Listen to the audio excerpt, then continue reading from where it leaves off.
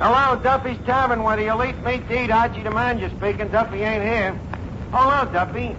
Well, I'm busy painting a Christmas Eve sign. It says, Jumbo Monstrous Christmas Party at Duffys Tavern. Dancing, entertainment, favors for ladies, 8-course dinner, Charles Coburn as Santa Claus, price per couple $1. Huh? Well, I know the price is silly, but it's Christmas Eve, so let's clip them a little bit. Yeah, that's right, Duffy. Charles Coburn, the big, portly gentleman with the sharp tongue, sort of a bloated Clifton Webb. Yeah, very distinguished and aristocratic looking, and guess what he wears? Well, what does a gentleman look through with only one eye? No, not a keyhole. Coburn wears a monocle, Yeah, just like them Englishmen, only instead of a lip, it helps him keep a stiff upper eye. Why did I ask him to come down? Well, for the Christmas party, we're going to need somebody to play Santa Claus. And, things is a little slow in Hollywood, so I figure for a few bucks and a free meal, he'll jump at the chance. Yeah. Okay, I'll call you back, Duffy. Now, Eddie, leave us make the joint real nice and Christmassy, huh? All red and green. Well, I already started. How? I rearranged the free lunch. Oh, good. What did you use for red? Tomatoes. Uh-huh. What'd you use for the green? The liverwurst.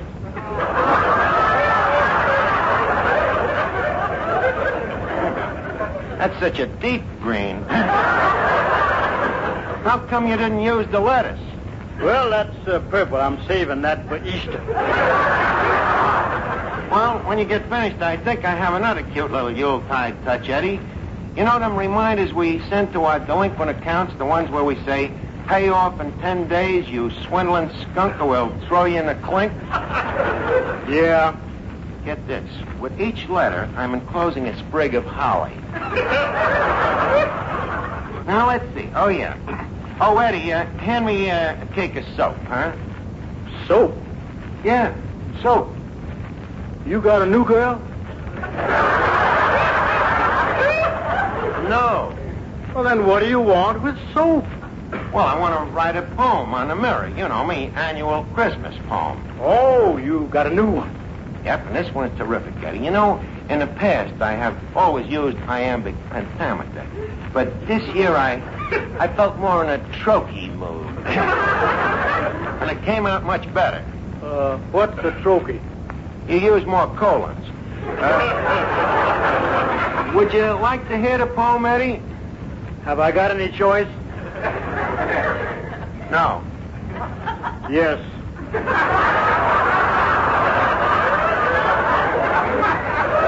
Okay, listen. Merry Christmas to yous all. Be of right cheer and joyous. Leave us Yule a log on the fire, and leave not naught annoy us. Come lift your beakers and quaff us a skull. Chris Kringle's abroad in the snow.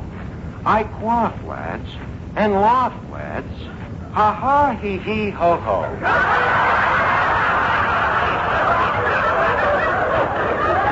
Well, Eddie, what do you think of it? Ha ha, hee hee, ho ho. In other words? In other words, it'll go beautifully with that cracked mirror. Eddie, give me that soap, and while I'm writing the poem, I want you to hang up them wreaths here. Where'll I hang them? Well, leave one dangle over each table. Well, that'll save time. What do you mean? After the customer's finished eating, we can lay the wreath right on his chest. Eddie, don't be such a ghoul, will you? Archie. Yeah, Miss Duffy? I have a message from Papa. Huh? He says that on Christmas, we don't do much business here anyway. Yeah? So you and Eddie can take Christmas Day off. Gee, that's nice. And he says that on account of it's Christmas, Yeah? he'll only dock you for half a day. Miss Duffy, is it true that your father is learning to walk on his hands so he can save the cost of shoe leather? What a cheap crumb. Archie, you just don't understand Papa. He really has a very lovable character. It's just that he's so nasty, nobody notices it. And what are you getting this lovable character for Christmas? Oh, I don't know. I was thinking of getting something that Papa and Mama could both use. Something practical. How about a set of boxing gloves? Don't be ridiculous. Mama and Papa happen to be very much in love. How do you figure that? They've got to be in love. How else could they stand each other? By the way, Archie, where do you think is the best place for me to hang these mistletoes? Mistletoes? How many you got there? Let's see. 1, 2, 3, 4, 5.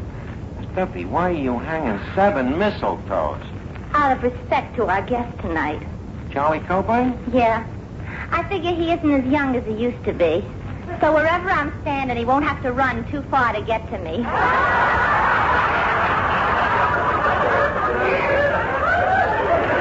Miss Duffy, I'm afraid you're making the wish the grandfather to the door. Oh, no, I'm not. The last time he was down here, I noticed a very warm look in his eye. Are you kidding? He ain't had a warm look in his eye for 40 years. Last time he did have one, it steamed up his monocle so he couldn't see what he was getting hot about anyway.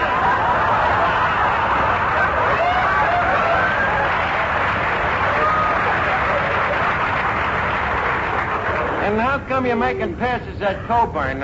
What about that boyfriend of yours, that Rodney Haybinder? Oh, him. What's the trouble? I just found out what he's getting me for Christmas. A $2 bottle of perfume. Did you ever hear of anything so cheap? Just a minute. $2 for perfume might not be cheap. All depends. Is it a quarter or a fifth? Archie, everybody knows that perfume doesn't come in quarts or fifths. This is a pint.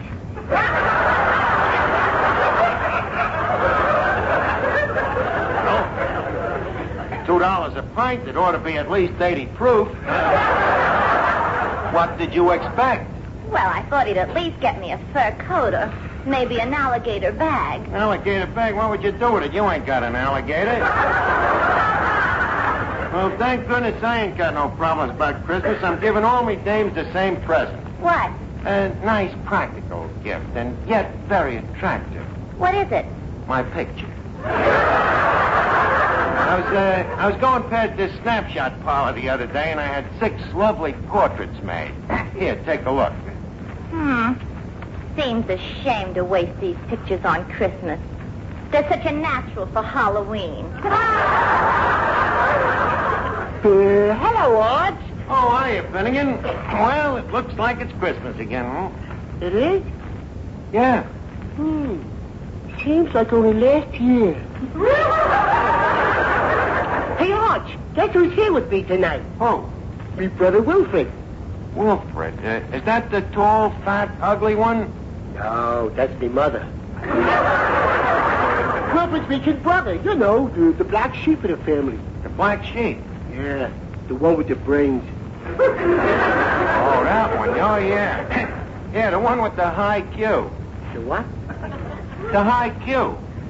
It's the way they measure brains. In other words, high Q is a scientific nickname for a genius, you know. Liberally translated, it means intelligent quadruped.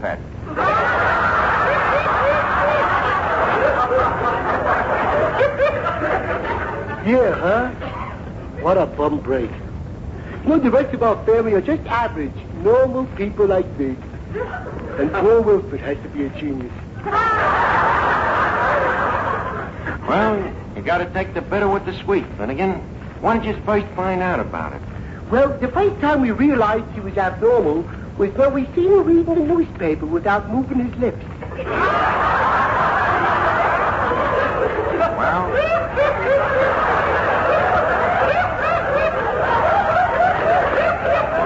Well, leave us hope for the best. Maybe the kid will just turn out to be a ventriloquist.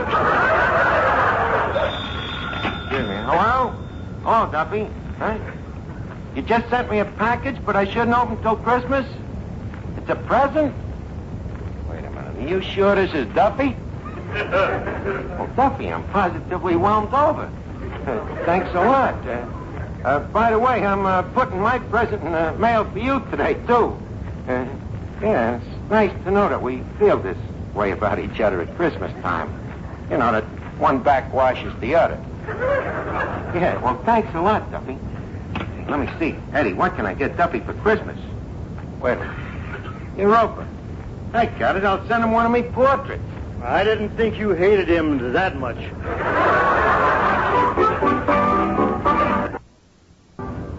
Now, let's see. I think I'll autograph me portrait by saying something nice to Duffy. Let's see. To my lovable employer, Duffy, in fond appreciation of all I have done for you.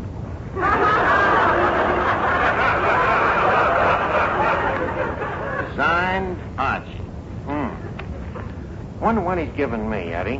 What do you guess?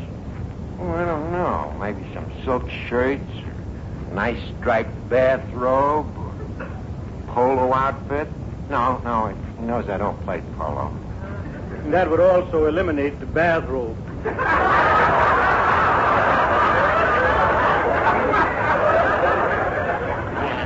Eddie, one does not play polo in a bathrobe. Hey, Arch, Yeah, Finnegan. here's me brother Wilfred. You remember him? Oh, yeah. Well, how are you, little Wilfred? My, you certainly have been growing. Doesn't that strike you as an entirely normal procedure? Well, that's how it goes. Tell me, how's things in school, Wilfred? Are your teachers learning you much stuff? Archie, they're not learning me, they're teaching me. Well, that's what they're after. Well, you're certainly looking fine, Wilfred. Very manly. Are you eating good? Yes, I receive sufficient nourishment, thank you. That's right. Well, you got to eat good if you want to grow up to be a strong man like your Uncle Archie. You know how I got this physique of mine? Malnutrition? Yes, sir, and plenty of it. Yeah, always eat lots of bread, potatoes, pancakes. Well, I'm on a diet that prohibits carbohydrates. Carbo what rates?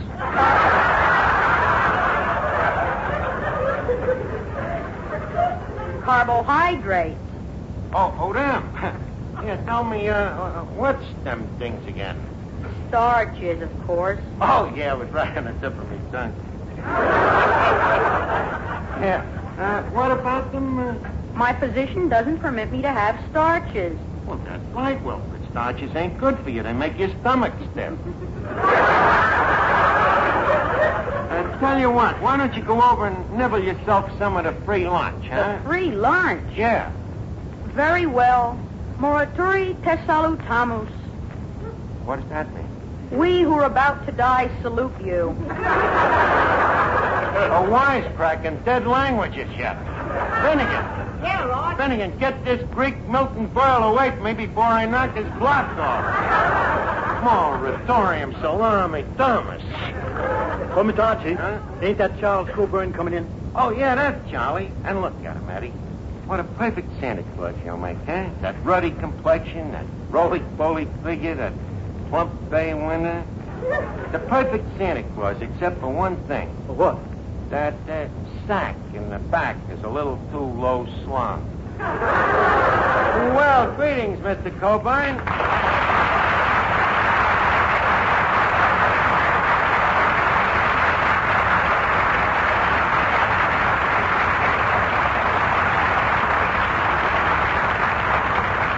Coburn, it's a distinct privilege to humble your gracious presence to the inner confines of this immortal sanctum. And... Oh, shut up.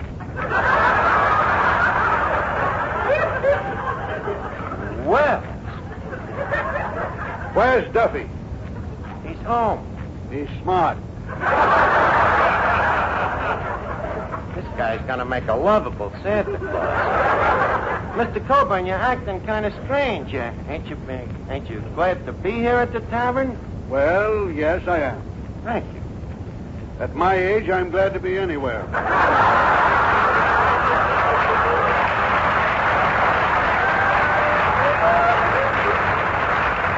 What do you mean, your age? You ain't changed a bit since I last seen you. Well, you don't look so hot yourself. Laugh a minute, Charlie, they call me. Well, nevertheless, we're glad to see you on this return visit. Return visit? Yeah, you've been here before. before. Impossible. One doesn't do this sort of thing twice. Charlie, you was here about 2 years ago. Amazing. I've been telling my psychiatrist it was only a dream. So what? At your age, dreams is a lot more fun, ain't they? What? Sorry, no intent offended. I'm really very sorry. How about introducing me? Introduce yourself. Okay. Oh, Mr. Coburn. Sir?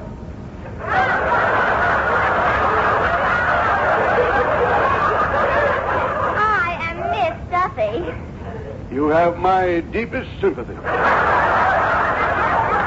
So likewise, I'm sure. You know something? What? You're handsome. You know something? What? You're nearsighted. Mr. Coburn, you think you could be happy with a girl like me on your lap? Are you kidding? The guy'd be happy if he just had a lap. Archie, you stay out of this. Oh, Mr. Coburn, What is it? look where I'm standing. Right under the mistletoe. So what? Well, are you going to kiss me? Tell you what. You hang from the ceiling and I'll kiss the mistletoe. Incidentally, Charlie, come on over and take a look at our mistletoe. I'll hold off Miss Duffy with a salad fork. Very well. Good. Oh, jingle bells, jingle all this. Hey, look who's under the mistletoe.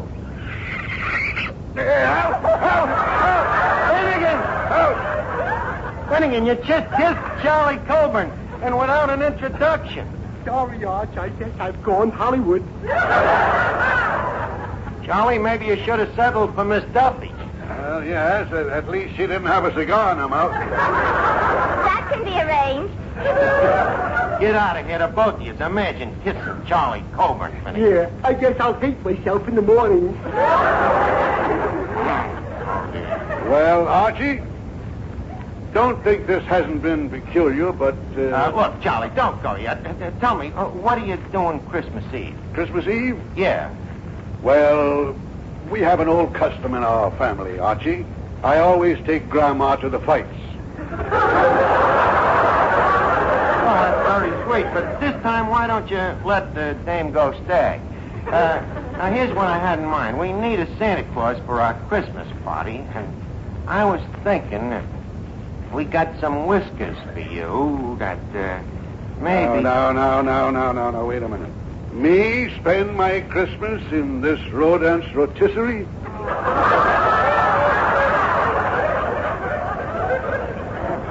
Rodents, but this...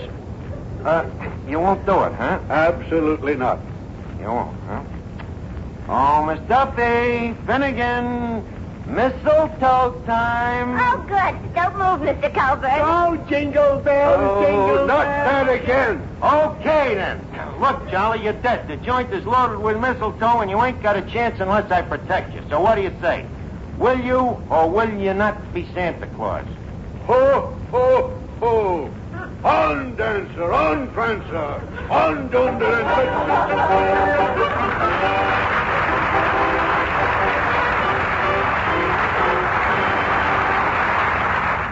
Charlie, believe me, you'll love playing Santa Claus Christmas Eve. Giving out toys to all them little kids. Don't forget, you was a kid once yourself, wasn't you? There's no record of it. Well, they probably didn't keep records in them days. Come on, Charlie. You'll feel better just as soon as you talk to one of these kids and see what it's like. Hey, wait a minute. Hey, Finnegan, is your kid brother Wilfred still here? Yeah, he's right here, Arch. Good. Hey, Wilfred, come here. I'd like you to meet Santa Claus. Well, not the Santa Claus. That's right, young man. Ho, ho, ho. Well, son, I'll be coming down the chimney Christmas Eve, down your chimney. Thank you very much, but we have an oil burner. Wilfred, look, don't you believe in Santa Claus? Santa Claus is an ancient superstition and a throwback to pagan mythology. Does that mean he does or he don't believe it? Enough of this nonsense. Mr. Claus, Yes? I understand you live up the North Pole. Do I? Oh, well, yes, of course I do. I also understand that the average temperature of the North Pole is estimated at 70 to 90 degrees below 0 Fahrenheit. Well, it does get a bit nippy. But then again, a fellow can always grab off a snort of... Santa Claus. Wilfred, Santa only drinks soft drinks, of course. Yes, although on occasion I will take a jigger of snow with an olive in it.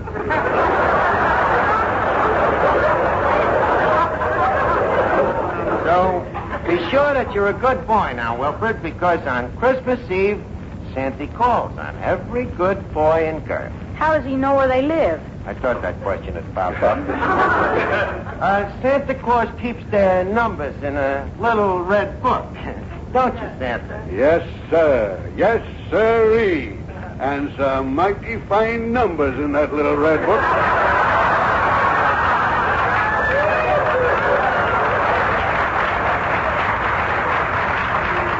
There's some mighty fine numbers. Yes, sirree. Oh, this is ridiculous. Preposterous. Huh?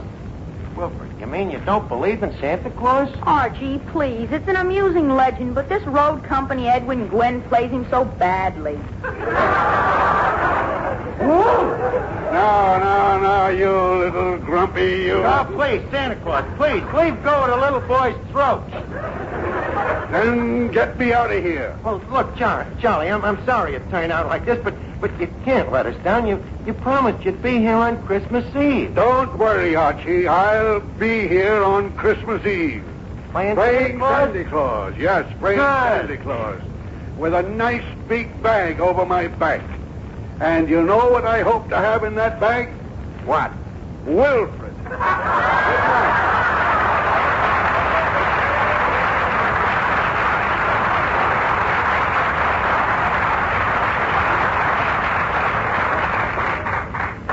See what you did? Now look, you lousy little genius. Now, Archie, please. You don't actually expect an educated man of 10 to believe in Santa Claus. Don't I? Look, Wilfred, maybe there ain't no real Santa Claus with no red coat, and reindeers and something jumping down chimneys. Okay, but there is something that a kid like you should get wise to. Something that kind of makes people do wonderful things for each other at Christmas time. And I like to call it Santa Claus. It's something inside of all of us, kid, that if we're right guys, will turn each one of us into a Santa Claus. With every guy loving his fellow guy and working with him to bring good in the world and maybe peace. And, kid, don't tell me there ain't no that kind of a Santa Claus. That's telling them, Mr. Archie, and say, Huh? this package just came for you. Let me look. Hey, Wilfred, come here. Look at this. It's me present from Duffy. Now, Wilfred, here's what I was talking about. This package says, don't open until Christmas. But I want to teach you a lesson, so I'm going to open it.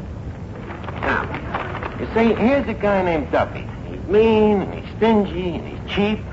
And yet, at Christmas time, he changes. And he gives me this picture of himself. Autographed to my dear employee, Archie. Where was it? Oh, yeah.